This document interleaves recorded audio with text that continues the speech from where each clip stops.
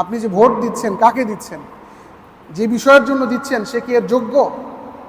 তার ভিতরে কি সততা আছে, আমানতদারিতা আছে, তার মধ্যে কি আল্লাহ তাআলার ভয় আছে, কোরআন সুন্নাহর জ্ঞান আছে? যাচাই করতে হবে না? এটা খুব সেন্সিটিভ ইস্যু, চিন্তার বিষয়। অযোগ্য ব্যক্তিকে কি করা যাবে না? দায়িত্ব দেওয়া যাবে না, নিষেধ। হযরত আবু যর রাদিয়াল্লাহু আনহু উনি বর্ণনা করেছেন, প্রসিদ্ধ হাদিস, বুখারী মুসলিমে এসেছে। উনি বলেন যে আমি একবার রাসূল সাল্লাল্লাহু আলাইহি ওয়াসাল্লামের কাছে গেলাম, গিয়ে বললাম, হে আল্লাহর রাসূল, আপনি কি আমাকে, ওই সময় তো খিলাফা ছিল, হ্যাঁ, বিভিন্ন প্রদেশের এক একজন গভর্নর ছিল। তা আবু যর রাদিয়াল্লাহু আনহু বললেন, হে আল্লাহর রাসূল, আপনি কি আমাকে কোথাও গভর্নর হিসেবে পাঠাবেন? ওই জায়গার মানে নেতা হিসেবে আমাকে পাঠাবেন, দায়িত্বশীল হিসেবে পাঠাবেন?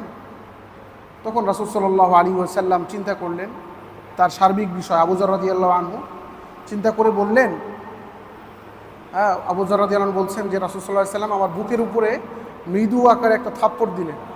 থাপ্পড় দিয়ে বললেন, ইয়া আবা যর, হে আবু যর, ইন্নাকা দাঈফ, আমি চিন্তা ভাবনা করে দেখেছি, তুমি যে বিষয়টা চাচ্ছ এই ক্ষেত্রে তুমি দুর্বল, অপারগ, তুমি এটা দায়িত্ব পালন করতে পারবা না। কেন? ইন্নাহা আমানাতুন, তুমি যে দায়িত্বটা চাচ্ছ যে একটা প্রদেশের গভর্নর হবা, এটা অনেক বড় আমানত।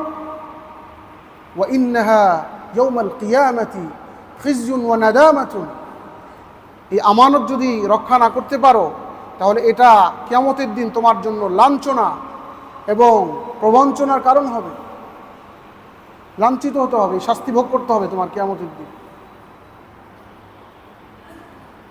ওয়া ইন্নাহা ইয়াউমাল কিয়ামাতি খিজয়ুন ওয়া নাদামা, তোমার লাঞ্ছনার কারণ হতে পারে। এই জন্য হযরত আবু যর রাদিয়াল্লাহু আনহু কি করেন নাই? রাসূল সাল্লাল্লাহু আলাইহি সাল্লাম এটা দেন নাই। তাহলে প্রশাসক হওয়া, দায়িত্ব নেওয়া, এটা অনেক বড় জিনিস।